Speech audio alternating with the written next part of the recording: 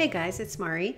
I'm back today with another 12 by 12 process video, and I'm starting out today with some heavy basil white cardstock, and I've actually applied some white gesso to that already in advance and just let that dry.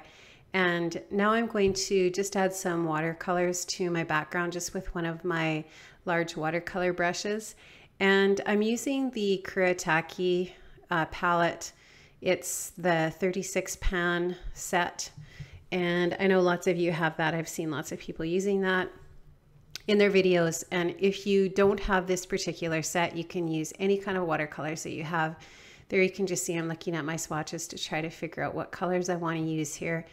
And you know, these are really forgiving, and you just play around with them and dab them up, and it's not watercolor paper, so it doesn't react the same on the gesso primed paper, but yeah, just mess around with them and try them on some little practice paper and see if you like the look, and do some things with it that you think you would like to experiment with and try with your mixed media layouts. So now I'm just going to splatter with those three colors now, and you only end up seeing the edges of these colors in the layout once I've completed it, but it's just nice to start with that base, and you can create basically whatever you want for your background.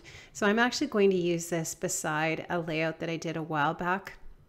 I think it was one of Kelly and my challenges with regards to mixed media, and this is another Paris layout, and the layout that I did before was a Paris layout as well, and it was the same color palette, and I'll use those as facing pages in an album. And so I'm just going to splatter with the three colors, the same three watercolor colors there, and that will be the base for the rest of the layout. Now I did size this paper down a little bit because I plan to use a piece of pattern paper as a frame around it, and I did the same thing in the previous layout as well, so that these layouts would look good together as opposing pages in the album. And I am planning to put all of my Paris pictures layouts in one album together, and I plan to mix some Project Life in there as well, so that I can tell all of the stories from our trip. And I do find that I tend to tell not necessarily better stories, but I tend to tell more details of the stories in my Project Life layouts. and so I would like to combine and plan to combine Project Life with this in this album with these 12 by 12s.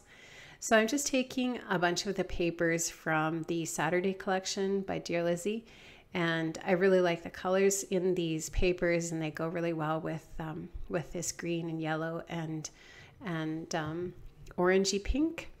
And I just thought I would like to add a stamp in over top of the paint that created a frame for the rest of the layout. So I just went into my stash and I found this Prima stamp, which is a really distressed stamp, but it has a really clear edge all the way around, and I really like that for creating a frame. And so I stamped that in navy blue because there is some navies in some of the different pieces that I'm using here. And and I just really like the way that creates a really defined sort of layer on top of that watercolor. So now I've just taken a variety of different pieces or strips of paper. Two of them just from or actually I guess just one of those pieces is from the 6x6 pad from the Saturday collection. And then the other pieces there are actually from the same sheet, a 12 by 12 piece that was in the hip kit for September. So I'm just going to use some liquid glue on there so that it sticks to that watercolor base and all of the things that are going on in that base. And now I'm going to just see where I want to put that picture of Jordan and I, and I'll end up popping that up on some foam tape so that it just has a little bit of lift and creates a little more dimension on the layout. This picture of Jordan and I took, it's a selfie that I just took obviously with my cell phone, and we were just down on one of the, I don't know, bazillion bridges in Paris. I don't remember which bridge, but I think this was one fairly close to our hotel. And the moon was just really pretty that night. It was a full moon over the Seine, and we just took this little selfie, and I really like this picture of the two of us, and the weather was just so beautiful that evening, and it was just a little bit of a breeze, and it was very, very warm, and just we had just a great day. And so this was sort of like the culmination of another day of events in Paris, and that's what I'm journaling about here. So I'm just going to take a few little embellishments, some of them die cuts from the Simple Stories Carpe Diem Posh collection, and that little tassel is from the Gather collection. I think that little wooden button is the Gather collection too. I thought that I might add a little bit of a cluster at the bottom there, but once I kind of get things stuck down and all of the embellishing done and the sewing that I do on here and so on, and then I've got journaling to do, it didn't really fit to put that cluster down at the bottom. I'm going to take some of the chipboard. I think this is Cute Girl collection, I believe, and this came in the hip kit for September as well. I'm not so sure what I'm going to do with all of that chipboard, but I'll figure it out. I do end up putting a few of the hearts on this layout, and yeah, I think I'm just going to add a few little stickers, maybe even from the Dear Lizzie Saturday collection. I've got those, the clear and black acetate stickers that get there. You can see them there. And I'm going to just add a few little hearts from that collection as well.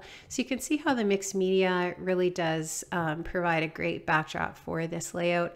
And I am going to stick this all down to that Gather collection paper, pattern paper there, the green, as my frame, and this layout will be finished. So I'll just slow things down a little bit in a couple seconds here so that you have a chance to see the sewing that I added and so on, and you can see the details in the still shots that I add at the end of the layout.